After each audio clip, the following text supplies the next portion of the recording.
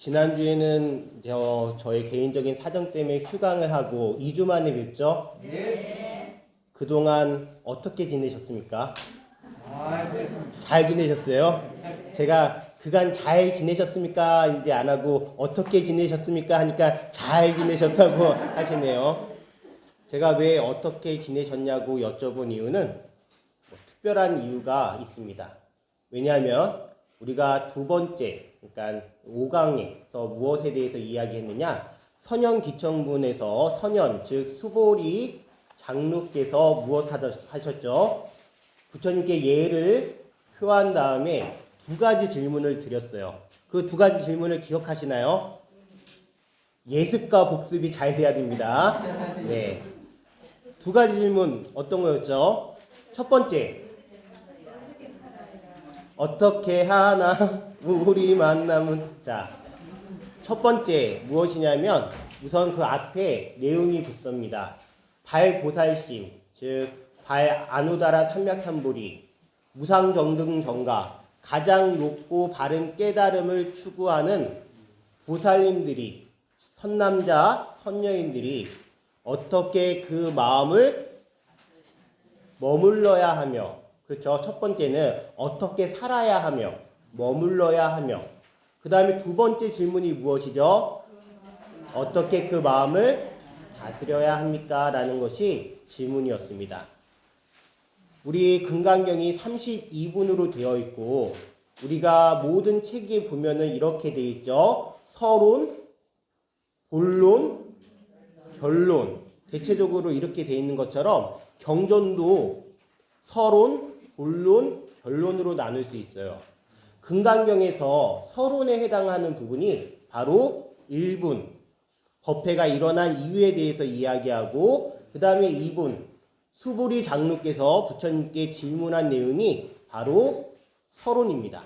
그것을 우리 불교식 표현으로 하면 서분에 해당된다라고 얘기해요. 그 다음에 이제 본론에 해당하는 부분의 처음 시작이 오늘 공부할 내용, 대승 정종분서부터 시작이 됩니다. 그래서 그것이 본론, 즉 우리 불교식으로 얘기하면 정종분이라고 얘기해요. 바른 가르침에 대해서 계속 이야기하는 거예요. 그리고 마지막에 결론 32분이 바로 유통분이라고 해서 이 경전을 유통해야 된다라는 내용이 나오고 있어요. 이것이 보통 우리 경전을 나누는 방법이에요. 서분, 정종분, 그리고 유통분. 마치 서론, 본론, 결론하고 똑같습니다. 그런데 이제 서론에서 중요한 질문이, 금강경 끝까지 해당이 되는 질문이 두 가지가 나와요. 어떻게 머물러야 하며 살아야 하며, 그 다음에 두 번째 어떻게 그 마음을 다스려야 합니까? 여러분들도 지금 이 자리에 앉기까지 2주간의 시간 동안 수많은 일들이 일어났을 거예요. 저도 은혜사 연수 때문에 어디 갔다 왔냐면 그날 우리 그 맨 마지막 주 기초요리 한 날 끝나자마자 바로 짐 들고서 어디 갔어요? KTX 타고서 저기 서울 가서 하룻밤 묵은 다음에 새벽에 인천공항에서 바로 비행기 타고서 태국 갔다가 일주일 지내고 왔어요. 은혜사 성지순례 연수였기 때문에 그래요. 이제 다른 스님들께서는 그 전에 시간이 있으셔가지고 오전에 다 같이 버스로 움직이셔가지고 계셨는데, 저는 강의하고 가려고 KTX 타고 버스 타고 그런 다음에 그 다음날 지하철 타고 비행기 타고 태국 갔다가, 태국 가서도 버스 타고 비행기 타고 하고서 다시 돌아와서, 그런 다음에 또 이제 좀 저희 문중에 또 일이 있어가지고 그것을 또 하다가, 그 다음에 불광사 경북불교대학에 그 졸업 입학식이 있었어요. 그래서 입학식을 한 다음에 다음날 바로 또 기초교리 강의를 하고, 오늘도 사암연합회가 있어가지고 그거 끝나고 바로 여기 온 거예요. 그러니까 저도 이렇게 많은 일들을 겪어서 이 자리에 앉아 있어요. 여러분들도 가정사, 직장사 또는 개인 여러 가지 일들을 다 겪은 다음에 이 자리에 앉아 계셔요. 그렇다면 이 자리에 앉아 있을 때 물론 어떻게 살았는지도 되게 중요하지만 어떻게 모든 일에 대응하면서 살았는지도 중요하지만 그 모든 일들을 다 겪고 나서 이 자리에 앉는 거 소중한가요? 소중하지 않은가요? 매우 소중한 자리라는 걸 생각을 한다면 진짜로 우리가 모든 것들을 대할 때 소중하지 않은 게 없다라고 생각을 해요. 제가 3분 대승정종분으로 넘어가면서 소중한 거에 대해서 이야기한 거예요. 저의 시간도 중요하고 여러분들의 시간도 중요하고 그리고 여러분들의 관계 모든 그런 것 속에서 인연들이 다 소중한 것들이 이제 대승정종분에서 나오기 시작해요. 우리가 지금 강의를 할 때 목 닥치면서 독송을 했었는데 그거 하지 않고 조용히 같이 한문 부분 그 다음에 한글 부분을 읽어보도록 하겠습니다. 가능하시겠죠? 자, 그러면 몇 페이지 피시냐면 대승정종분 6페이지 6쪽을 피도록 하겠습니다. 6쪽 피셨나요? 자, 같이 큰 목소리로 읽겠습니다. 불고 수월이 제보살 마살 응여시 한국기심 소유 일체 중생기류 양난생 약태생 약습생 약파생 양유색 양무색 양유상 양무상 약비유상 비무상 악의 영임 무여열반 이멸도지 여시 멸도 무량 무수 무변 중생 실무 중생 등멸도자 하이고 수고리 약보살 유아상 인상 중생상 수자상 직비보살 나오고 있죠. 한글 부분을 읽도록 하겠습니다. 시작.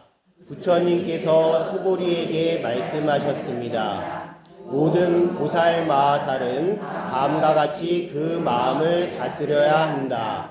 알에서 태어난 것이나 태에서 태어난 것이나 습기에서 태어난 것이나 변화하여 태어난 것이나 형상이 있는 것이나 형상이 없는 것이나 생각이 있는 것이나 생각이 없는 것이나 생각이 있는 것도 아니고 없는 것도 아닌 온갖 중생들을 내가 모두 완전한 열반에 들게 하리라.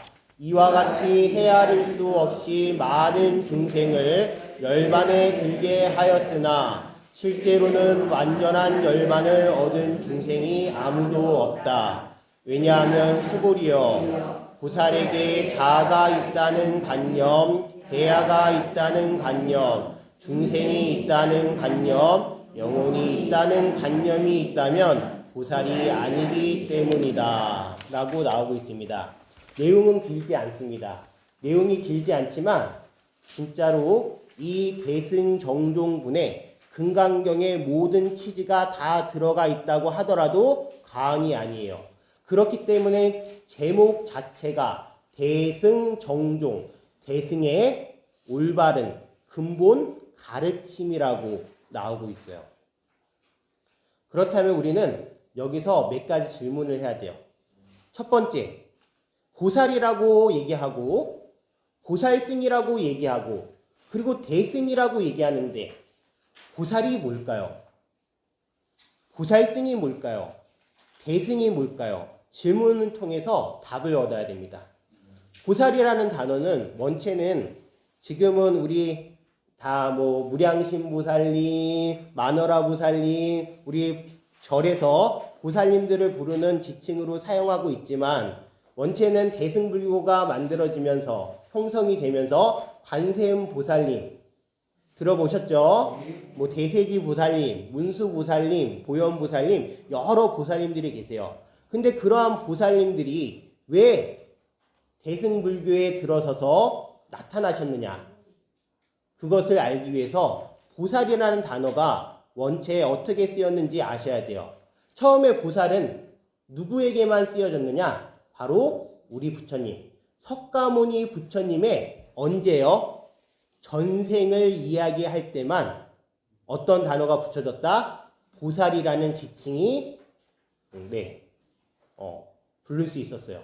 누구에게만 해당이 됐던 단어다? 석가모니 부처님에게만 그 석가모니 부처님의 과거 전생을 얘기할 때 보살이라고 표현을 했어요. 자, 그렇다면 보살이라는 분이 어떠한 마음을 내는 분인지 예를 들어서 얘기할게요. 우리 불교에는 여러 경전이 있는데 그 중에 자타카, 본생담이라는 것이 있습니다. 부처님의 전생을 기록해 놓은 경전이에요. 그것을 뭐라 그런다? 자타카 또는 본생담, 본생경이라고 이야기합니다. 이야기 담자를 쓸 때도 있고 경전을 지칭한다 그래서 본생경이라고 얘기할 수도 있어요. 하나의 예를 들겠습니다. 이제 우리 석가모니 부처님께서 예전에 어떤 분으로 태어나셨냐면 한 나라의 임금의 이제 왕자로 태어나셨습니다. 그 한 나라의 임금님은 정치를 아주 잘해서 국가를 아주 부강하게 했을 뿐만이 아니라 또한 또 우리 백성들이 잘 살 수 있도록 잘 열심히 노력하셨습니다. 그런 임금님, 총망받고 존경받는 임금님께서 어느 날 이제 왕후와 그리고 새 왕자를 데리고 이제 나들이를 가셨어요. 소풍을 가셨습니다. 좋은 경치를 다 구경하고 이렇게 둘러보고 있을 때 새 왕자가 잠깐 길을 딴 데로 들어서서 좋은 경치를 보고 있었어요. 그런데 벼랑 끝에 이렇게 보니까 어미 호랑이가 새끼 호랑이 7마리를 낳은 거예요. 근데 아무것도 못 먹었는지 거의 죽어가고 있었어요. 어떤 어미? 새끼 7마리를 낳은 어미 호랑이가 젖 먹인 힘도 없고 젖을 먹일 영양소도 없는 거예요. 이제 죽어가고 있어요. 그 모습을 보면서 세 번째 왕자, 살타 왕자라는 분이 공부도 열심히 하셨고 그 다음에 착한 성품을 가진 그분이 이제 형들에게 그 왕 형들에게 물어보는 거예요.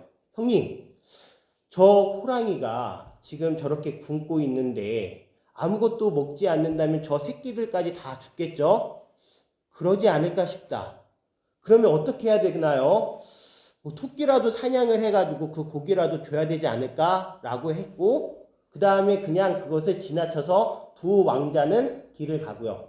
살타 왕자는 형님들한테 얘기합니다. 형님들 먼저 가세요. 저는 잠깐 할 일이 있어가지고 잠깐 볼일 보고 갈게요. 라고 하면서 두 형님을 보냅니다. 그리고 나서 살타 왕자께서 생각을 하세요. 지금 토끼를 죽이는 것도 살생을 하는 것이다. 나는 인생을 살면서 누군가에게 무언가를 모두 다 바친 적이 없다. 지금이 바로 그 기회이다. 내가 저 7마리의 새끼 호랑이를 살려야 되겠다라는 생각으로 어미 호랑이에게 자신의 몸을 바칩니다.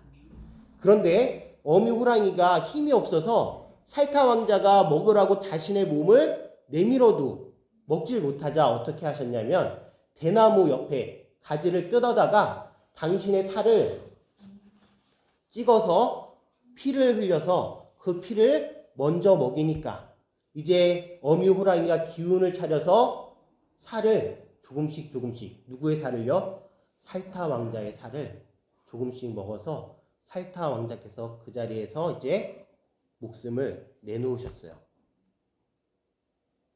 왕후, 즉 이 세 왕자의 어머니가 잠시 그 나들이 가서 낮잠을 잤는데 꿈을 꾸신 거예요. 3마리의 비둘기가 하늘을 잘 날고 있는데 매 한 마리가 탁 나타나가지고 비둘기 한 마리를 채가는 거예요. 그거에 깜짝 놀라가지고 잠에서 깨어났더니 2명의 왕자는 돌아왔는데 막내 왕자가 돌아오지 않아서 왕하고 같이 찾으러 나섰더니만 벼랑 끝에 이제 시체 뼈만 남은 살타 왕자가 발견이 됐어요. 난리가 났죠. 왕하고 왕비가 그 슬픔에 잠겨가지고 힘들어하고 있을 때 살타 왕자는요 분명히 죽었는데 의식이 있는 거예요. 의식이 어디 있어요? 이 세상에 있는 것이 아니라 바로 도리천 하늘 세계로 올라간 거예요. 거기서 보니까 당신의 아버지와 어머니가 슬피 우는 모습을 보고서 이제 살타 왕자가 탁 신통력을 통해서 말씀을 하세요. 아버지 어머니셔요. 슬픔을 거두소서. 저는 저의 몸을 바치고 희생해서 이 보시를 통해서 도리천에 태어났습니다. 천상에 태어났습니다. 몸이라는 것은 다 허망하고 헛개비 같고 그림자 같은 것이니 언제 어떻게 사라질지 모릅니다. 저는 그 몸을 희생해서 수많은 생명을 살렸습니다. 그것을 통해서 저는 이 자리에 있습니다. 라고 이야기를 합니다. 이것이 자타카에서 보여주는 바로 보살님의 모습이세요. 보살이라는 단어가 그냥 우리는 보살 쉽게 쓰지만 보살이라는 단어가 갖고 있는 의미는 그렇게 대단해요. 여기 보실게요. 보살은 보리랑 살타가 합쳐진 말이라고 그래요. 보리는 무엇이냐면 바로 깨달음을 이야기해요. 한문으로 한자로 이야기하면 깨달을 각자를 써요. 그 다음에 사뜨와 또는 사따라고 하는 것은 유정이라 그래요. 유정이라고 하는 것은 무엇이냐면 살아있는 존재를 얘기해요. 따라서 보리살타라고 얘기하는 것은 깨달음을 추구하고 또는 깨달았지만 이 세상에 머물면서 우리와 함께 살고 계신 그런 분들을 어떤 분이라고 얘기한다? 바로 보살님이라고 이야기해요. 그 보살님 할 때마다 우리 조계종에서도 많이 사용하고 대승불교에서 자주 사용하는 문구가 있어요. 그것이 무엇이냐면 상구보리 화중생. 보셨나요? 상구보리 화중생. 상구, 위로는 구한대요. 무엇을요? 깨달음을요. 보리를요. 그리고 밑으로는, 아래로는 뭐 한대요? 중생을 제도하기 위해서 노력한대요. 그런데 우리는 좀 잘못된 생각을 할 때가 많아요. 이분법적으로 생각해요. 위아래가 있고 오른쪽 왼쪽이 있고 동서남북이 있고, 하지만 삶이라는 것은요 그렇게 단순하게 위아래 오른쪽 왼쪽으로 이루어지는 것이 아니에요. 아주 다중적으로 이루어져 있어요. 따라서 이것은 위아래를 얘기하는 게 아니에요. 우리 모든 사람들이 다 그래요. 인지적으로 무언가를 생각하면서 행동을 해요. 따라서 항상 마음속으로는 무엇을 추구하기 위해서? 깨닫기 위해서 노력을 하고, 그러면서 그 깨닫기 위한 노력을 밖으로는 계속 실천하고 있는 그 모습, 그것이 바로 상구보리 하중생이에요. 함께 이루어져요. 통으로 이루어져요. 나누어서서 이루어지는 것이 절대 아니에요. 그것이 보살님들이 보여주는 모습이에요. 자, 이제 우리가 한 문장을 읽어볼 거예요. 부처님께서 수보리에게 말씀하셨습니다. 모든 보살 마하살은 다음과 같이 그 마음을 뭐 해야 된대요? 다스려야 한대요. 여러분들도 여러분들 마음을 다스릴 때가 많이 있나요? 야, 그러면 안 되지. 내가 이러면 안 되지. 좀 물러서야지. 양보해야지. 화를 들내야지. 욕심 부리지 말아야지. 하는데 보살님들도 당신의 마음을 이 사바세계에서 살기 위해서, 그래서 모든 중생들과 함께 살아가기 위해서 마음을 뭐 해야 돼요? 다스려야 돼요. 근데 그 다스리는 마음이 어떤 마음이냐? 여기에 나와 있어요. 알에서 태어난 것이나 태에서 태어난 것이나 식기에서 태어난 것이나 변화하여 태어난 것이나 형상이 있는 것이나 형상이 없는 것이나 생각이 있는 것이나 생각이 없는 것이나 생각이 있는 것도 아니고 없는 것도 아닌, 여기까지 볼게요. 이것을 우리 불교에서는 9가지 부류의 중생이라고 그래서 구류중생이라고 얘기해요. 구류중생. 몇 가지 부류다? 9가지 부류. 그런데 이 구류중생이라는 것도 하나의 개념에 불과해요. 이 세상의 존재를 꼭 9가지로만 나눌 수 있어요? 아니에요. 만약에 이 세상의 존재가 60억이 사람이 있다면 사람의 60억 가지 종류가 있는 거예요. 생물들도요, 생명체들도요, 같은 개미여도 수많은 개미들이 다 수많은 분류대로 다 있어요. 그런가요? 안 그런가요? 그래요. 구류중생이라는 말에 빠져버리면 안 돼요. 많은 분들이 공부를 하다가 간과하는 것이 있어요. 이것은 단지 모든 중생들을 나누어서 설명해 주려고 하는 것이지, 이것이 공부의 초점이 아니에요. 공부의 초점은 어디에 있느냐? 바로 이거예요. 볼게요. 온갖 중생이요. 구류 중생이 중요한 게 아니라 무슨 중생이요? 온갖 중생이요. 그것을 한문으로는 무엇이라고 표현했느냐? 일체 중생 지류라고 얘기했어요. 자, 그렇다면 보살님들은 어떠한 마음으로 자기를 다스리냐면 온갖 중생, 일체 중생을 다 뭐하겠다? 다 뭐하겠다? 모두 완전한 열반에 들게 하리라.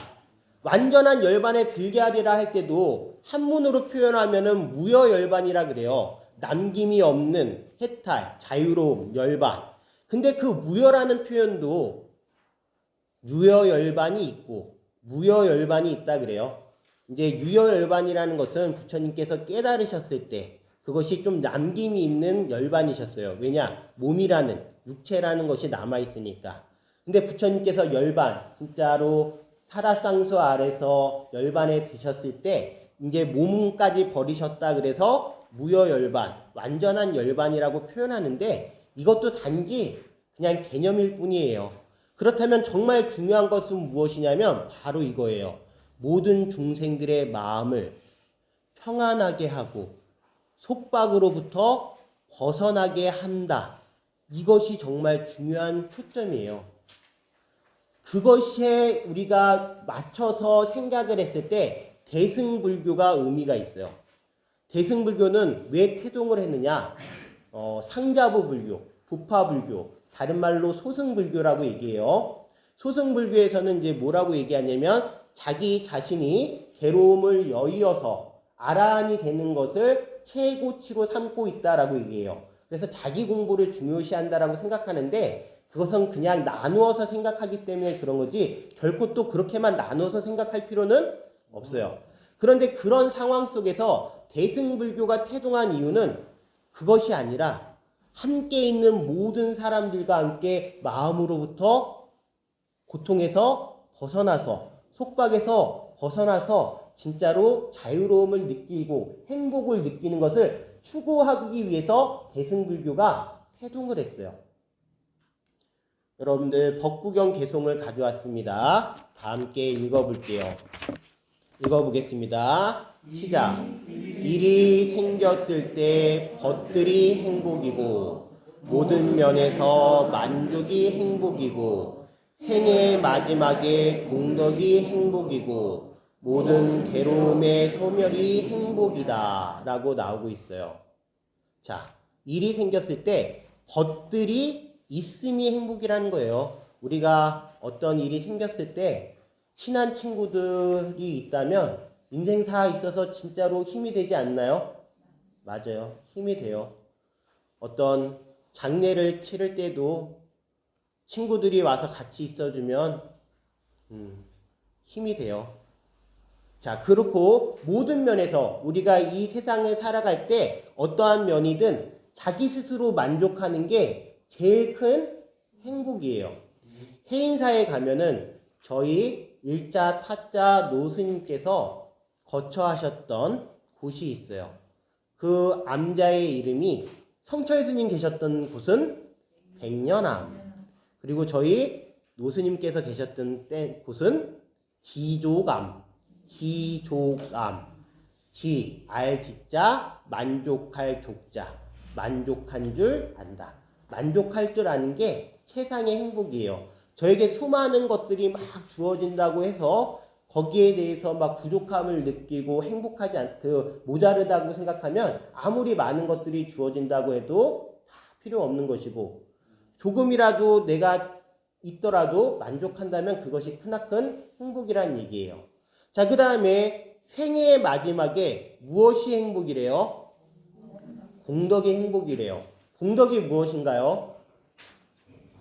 공덕이라는 것은 불보살님뿐만이 아니라 모든 불자들이 선한 업을 쌓는 것을 바로 무엇이라 그런다?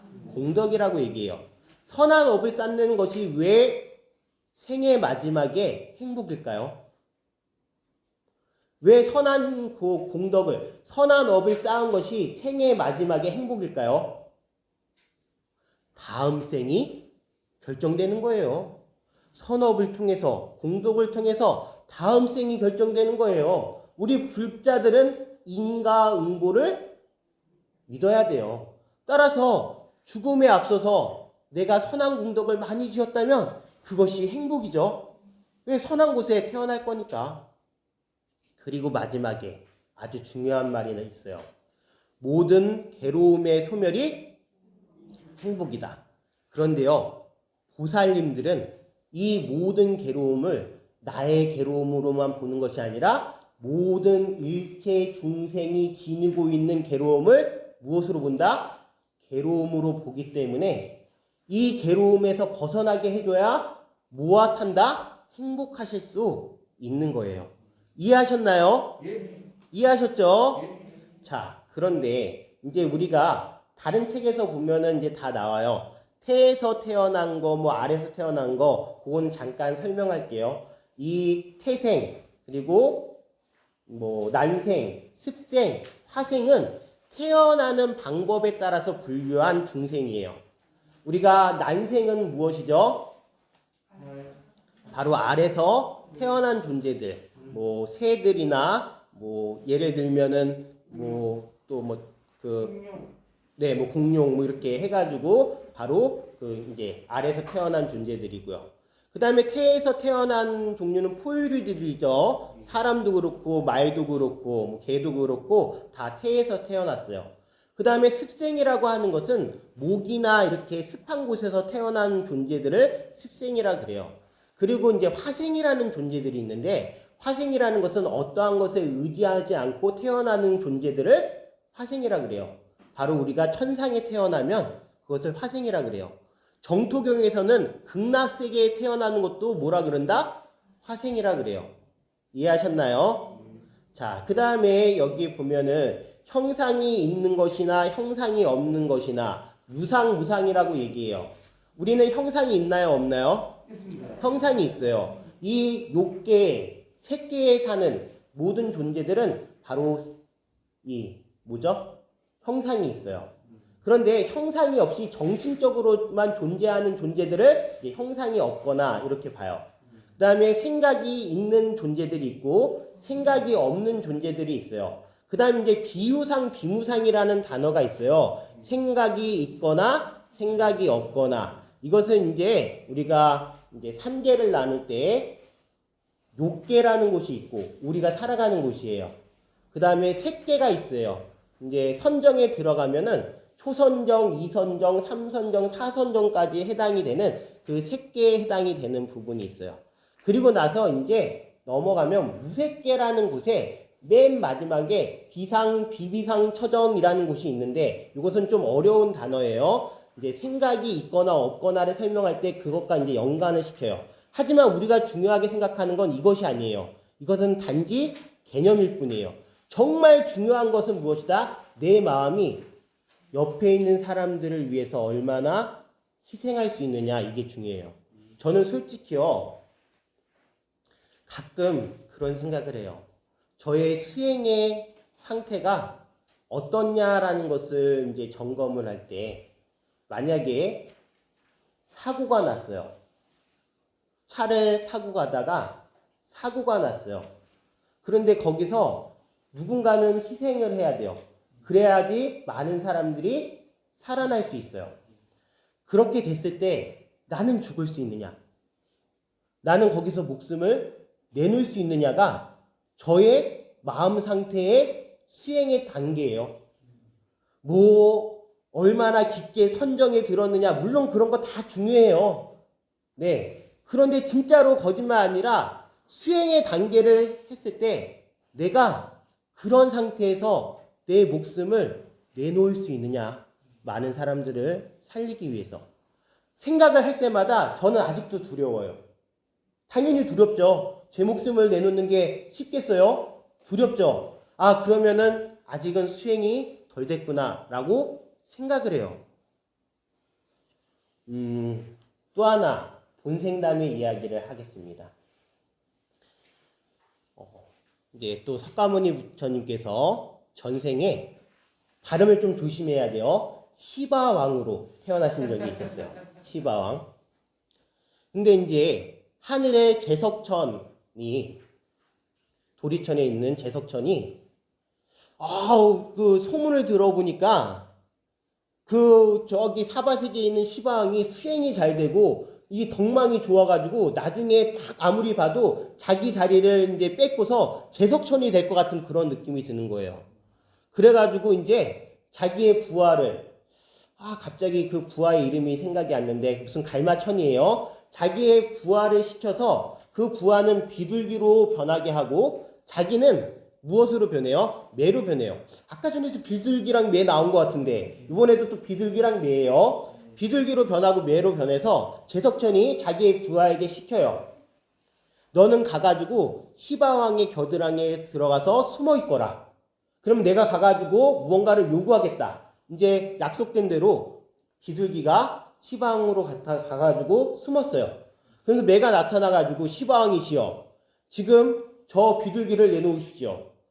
쟤는 저의 먹이입니다. 왜 저기 비둘기만 살리려고 하고 제가 못 먹어서 죽는 거는 괜찮습니까? 라고 얘기하니까 시바왕이 생각을 해보니까 맞는 거예요. 한 생명을 살리기 위해서 또 한 생명을 죽여야 되니까 그건 또 안 되는 것 같아요. 그렇다고 또 다른 생명을 죽여가지고 누구에게요? 매에게 공양을 하게끔 이제 주자니 그것도 말이 안 되고 해서 신하를 시켜가지고 칼을 가져오게끔 해요. 그리고 저울을 가져와요. 비둘기를 한 저울에 달고 당신의 허벅지살을 도려내요. 그리고 나서 그 저울에 올려요. 그런데요, 아무리 생각해도 이렇게 똑같이 재서 자른 것 같은데 비둘기 쪽 저울이 밑으로 내려가 있는 거예요. 우리가 저울을 보면 시소 알죠? 시소. 무거운 쪽이 아래로 내려갑니다. 자, 비둘기가 내려가 있어요. 그래서 어떻게 해요? 한쪽 허벅지로는 안 되겠다 싶어가지고 다른 쪽 허벅지도 도려내가지고 또 올려요. 그런데도 불구하고 저울은 움직이지 않아요. 결국에는 팔을, 온몸을, 당신 전체를 올렸어요. 그랬더니 비둘기랑 뭐가 맞아요? 균형이 맞아요. 이것은 말이죠.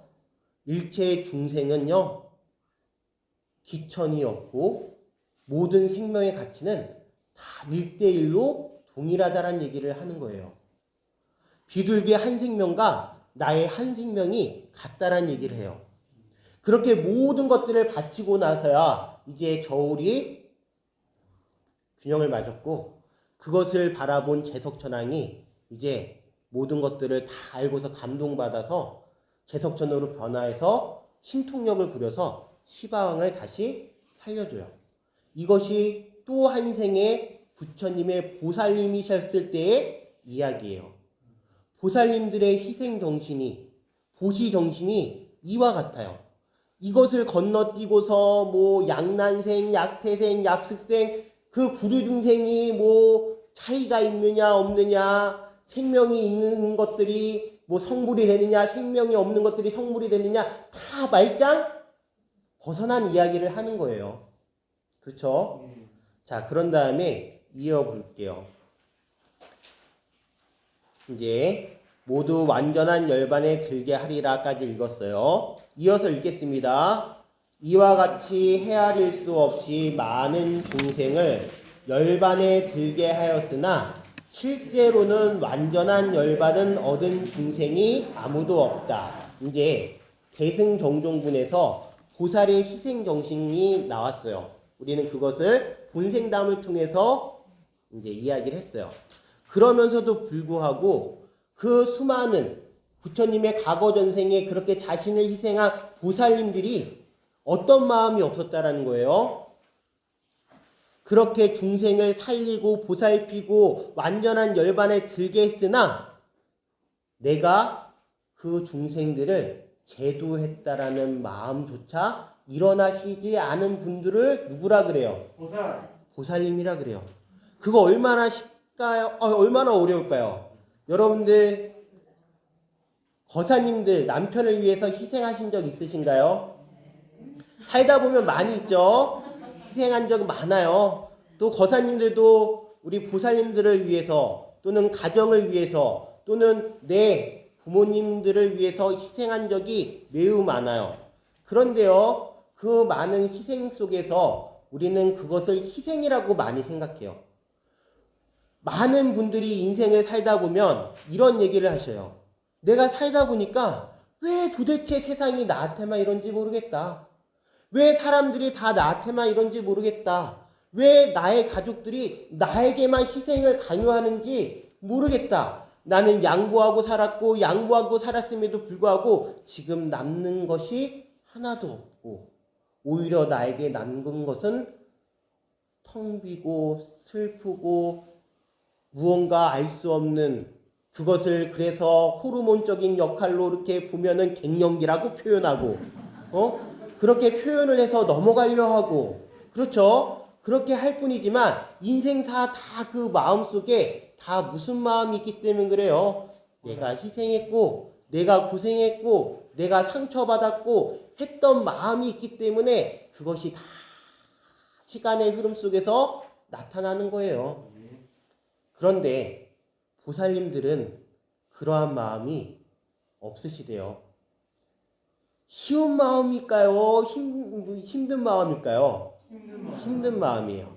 그런데 우리 이제 선불교로 넘어오면서 저는 좀 이런 상황을 설명할 때 그것이 맞는 표현일 수도 있지만 그것을 좀 건너뛰어야 된다라고 생각을 해요. 왜냐하면 이제 선불교적인 역할에서 이제 봤을 때 그 중생이라는 표현에 대해서 한 중생도 중생이 없었던 그 마음은 내 마음의 자성이 청정해지면 내 마음속에 있었던 중생이란 모든 것들이 다 사라지고 자성 청정한 마음으로 돌아가기 때문에 거기에는 중생이라고 할 것조차도 없다라고 이야기하는 것들이 대개 일반적으로 선불교에서 설명하는 방식이에요.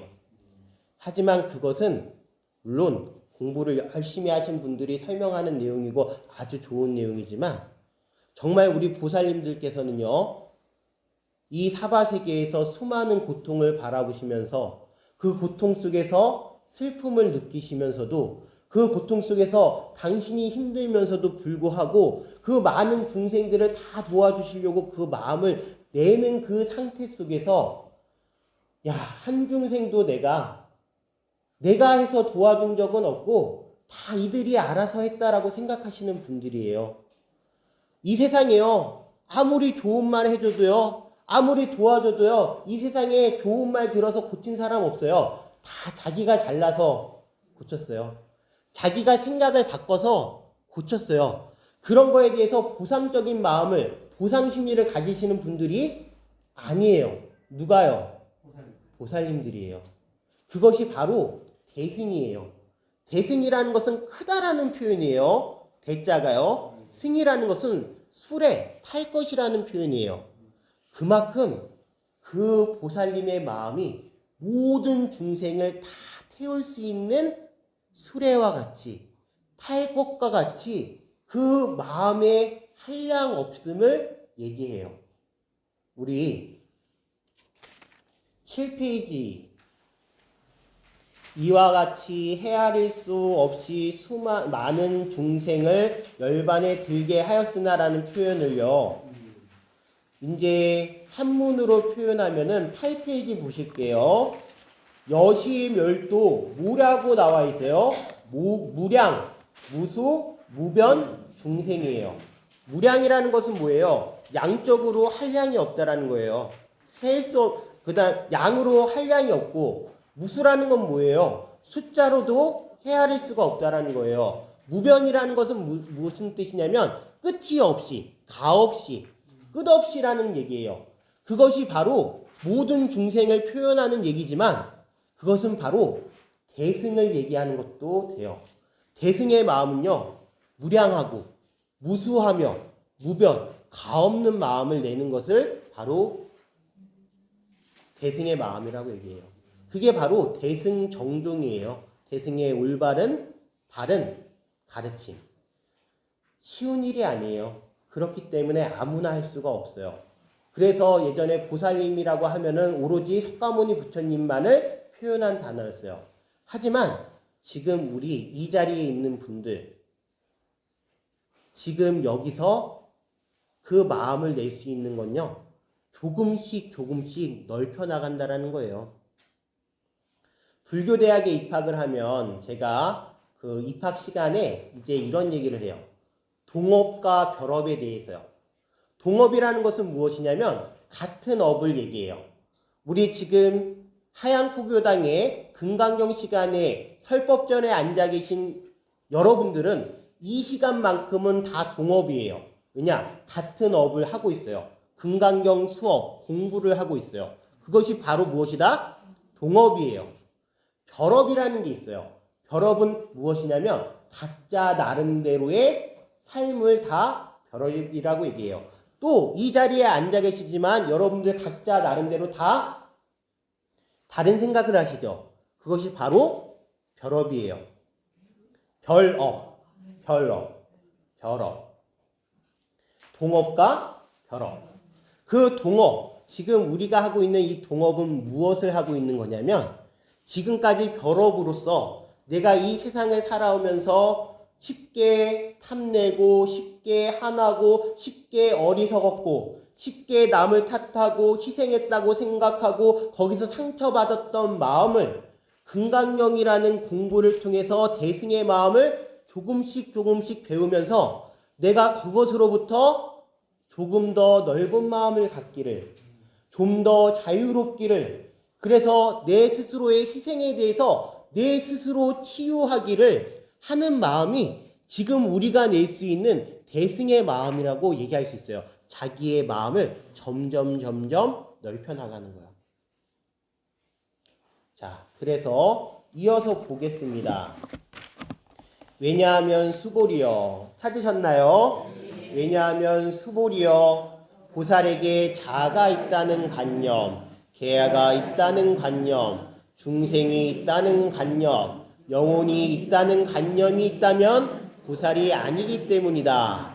여기는 우리가 이제 금강경 공부를 할 때 꼭 짚고 넘어가야 되는 아주 중요한 표현이 나와요. 그것이 바로 상이라는 글자예요. 여러분들 오늘 나눠드린 유인물을 보도록 하겠습니다. 찾으셨나요? 자, 그 유인물을 보면요. 제가 이제 도표를 그려왔고, 그리고 여기 지금 금강경 대승정종분에서 나오고 있는 아상, 인상, 중생상, 수자상에 대한 설명을 이제 적어놨습니다. 먼저 첫 번째 도표 삼각형으로 된 거 보이시나요? 자, 그러면서 왼쪽에 여러분들 봤을 때 왼쪽에 한자로 한 개의 글자가 적혀져 있죠. 상이라는 글자요. 찾으셨나요? 자, 우리 구마라집 스님께서 금강경을 번역할 때 그 금강경을 번역하는 시기는 이 금강반야 바라밀경이 인도에서 형성이 됐을 때랑 시간적인 차이가 있을까요? 없을까요? 당연히 시간적인 차이가 있어요. 그리고 환경적인 차이, 공간적인 차이가 있을까요? 없을까요? 있어요. 따라서 시대가 바뀌었어요. 시대가 바뀌었기 때문에 중국에서 이 상이라는 것을 번역할 때 인도에서는 그렇게 하지 않았지만 모두 다 상으로 한 글자로 통일을 시켰어요. 왜냐? 그 시대적인 상황에 맞게끔.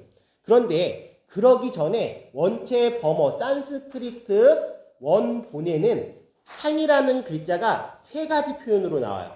첫 번째, 위에서 맨 꼭지점, 위의 꼭지점을 이루고 있는 싼냐라고 하는 거예요. 싼냐.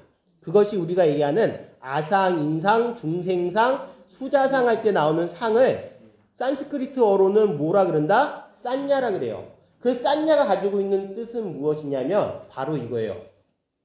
자기라는 고정된 실체, 자기라고 할 수 있는 고정된 실체가 있게끔 생각하는 마음을 뭐라 그런다? 싼냐라 그래요. 나라고 하는 존재가, 변하지 않는 나라고 하는 존재가 있게끔 하는, 그것을 계속 자의식을 심는 것을 뭐라 그런다? 싼냐라 그래요. 그것을 우리 여기서는 아상, 인상, 중생상, 수자상이라고 표현했어요. 그 다음에 우리가 이어서 4분과 5분에서 배울 건데요. 4분에서 배울 것은 무엇이냐면 여러분들이 봤을 때 왼쪽 편에 있는 니미따라고 하는 것이 있어요. 니미따. 찾으셨나요?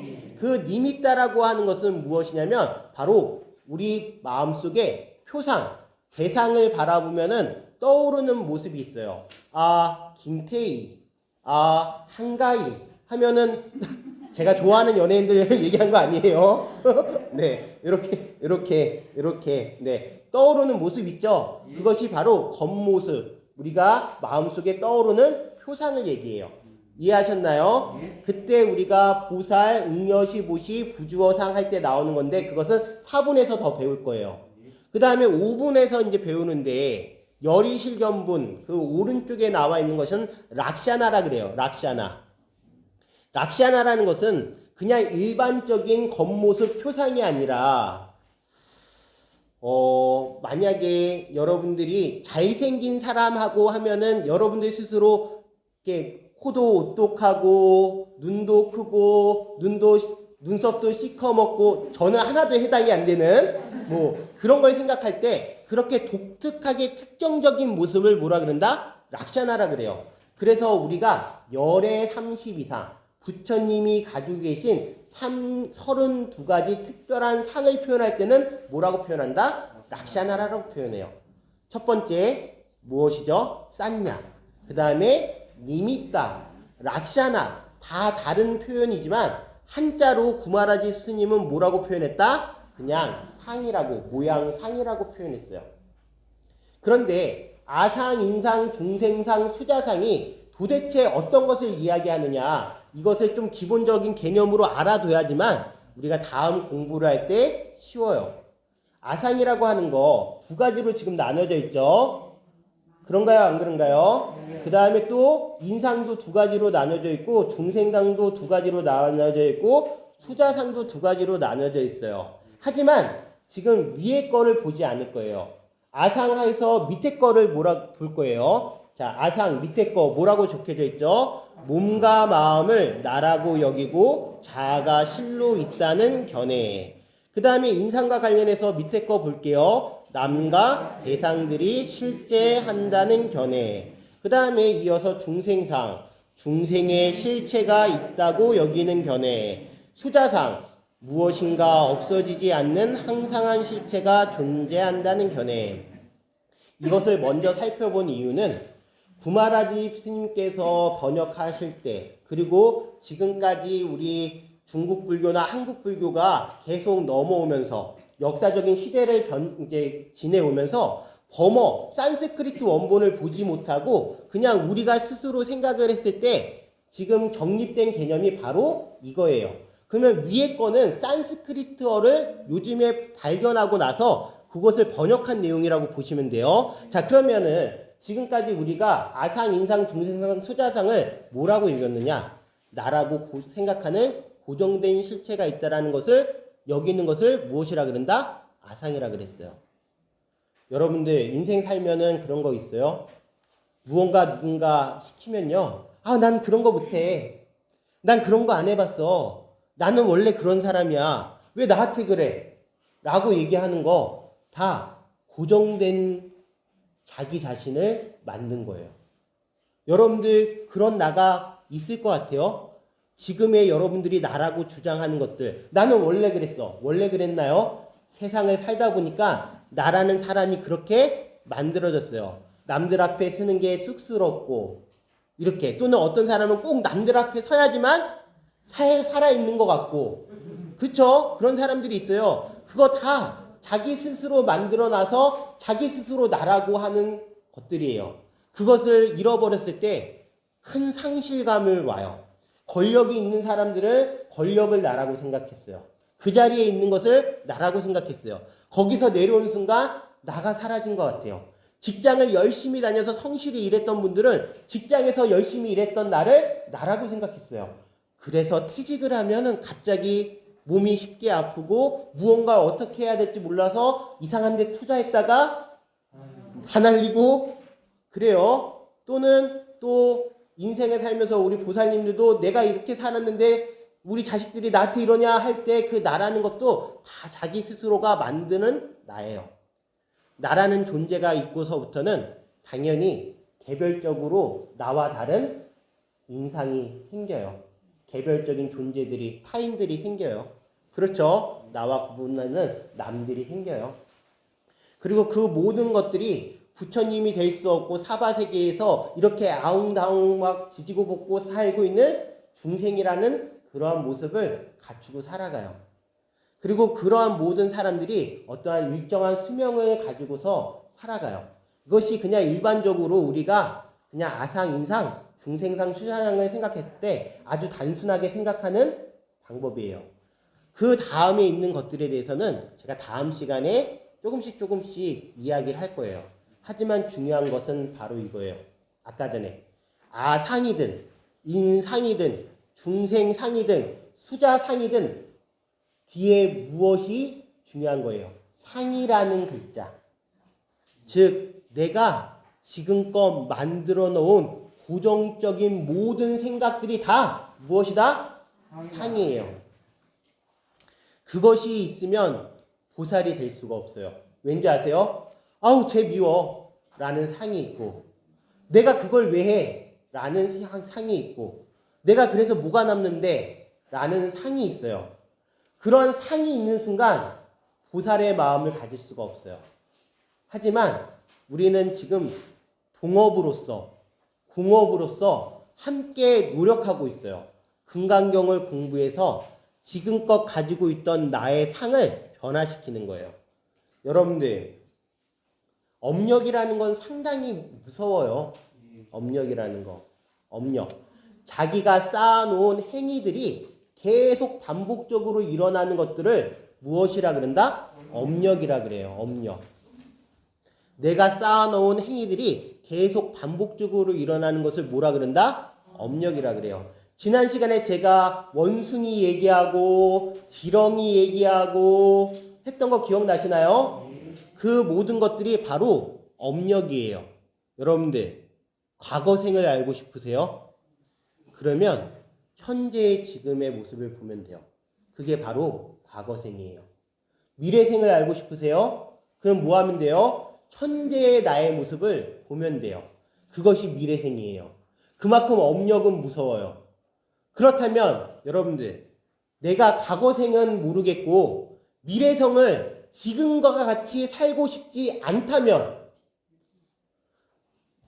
과거생은 이제 변화시킬 수 없으니까 미래생을 지금과 같이 살고 싶지 않다면 뭐 하면 되는 거예요?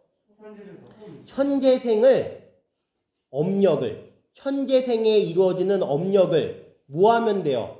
바꾸면 돼요. 나의 행위를 바꾸면 돼요. 내가 쌓아놓은 지금까지 반복적으로 했던 상들, 고정된 모습들을 뭐 하면 돼요? 조금씩 바꾸면 돼요. 아주 쉬워요. 제가 만약에 살을 다시 빼고 싶다. 그럼 뭐 해야 돼요? 운동하고 덜 먹고 그래야 돼요. 그러면 뭐예요? 한 1년 뒤에 슬림한 제가 돼 있어요. 그렇죠? 왜냐? 지금의 업력, 지금까지 계속 잘 먹고 운동하라고 하던 것을 지금부터 그 업력을 바꾼 거죠. 운동하고 덜 먹고 하는 걸로. 그러면 미래생은 바꿔져 있어요.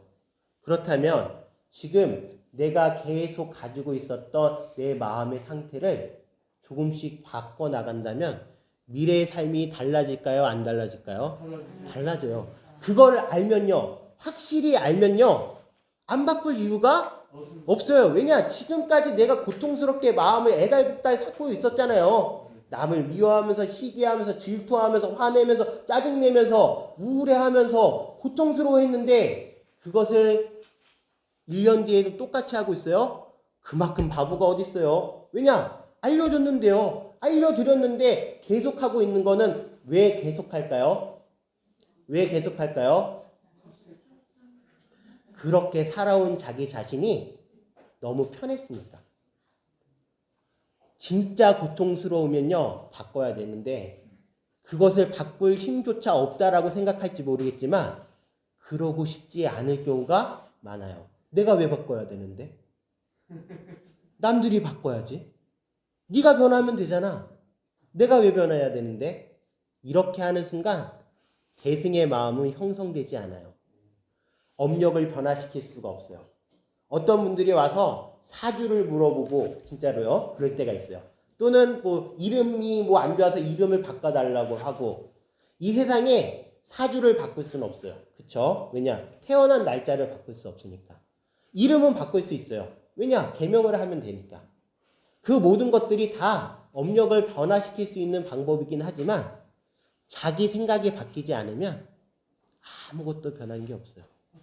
그래서 나중에 또 우리가 배우겠지만 이 하엄경 약상계가 아니라 법성계에는 이런 표현이 나와요.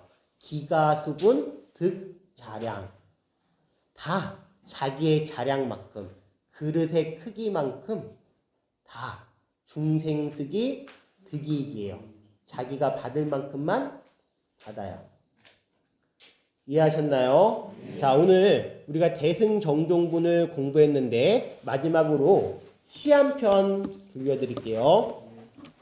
안도현 시인이 쓰셨습니다. 너에게 묻는다. 아마 많이 들어보셨을 거예요. 연탄재 함부로 발로 차지 마라. 너는 누군가에게 한 번이라도 뜨거운 사람이었느냐. 우린 대체적으로 여기까지만 아는데 전문, 좀 전체적인 내용을 또 읽어드릴게요. 반쯤 깨진 연탄, 언젠가는 나도 활활 타오르고 싶을 것이다. 나를 끝 닿는 데까지 한번 밀어붙여보고 싶은 것이다.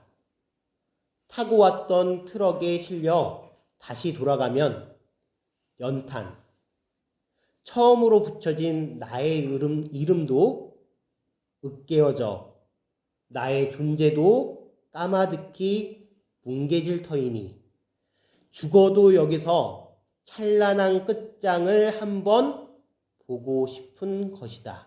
물론 뒤에 내용이 조금 더 있지만 여기까지가 감정상 좋아요. 지금 우리는 반쯤 깨진 연탄일지 몰라요. 인생을 살다 보니까 온전한 연탄이 아닐 수가 있어요. 이제 반만 남은 연탄이에요. 그 반만 남은 연탄, 이 생에서 활활 한번 태워봐야 되지 않을까요? 근데 그게 활활 태우를 때 지금까지 탈랄 태우르던 분노의 마음, 욕심의 마음이 아니라 우리가 지금 이 생에 태어나서 부처님 공부를 만나고 금강경을 만난 그 인연으로 우리 마음속에도 보살의 마음이 들어설 수 있도록 활활 한번 타오르는 게 좋을 것 같다라는 생각을 하게 됩니다. 오늘 수업은 여기서 마치겠습니다.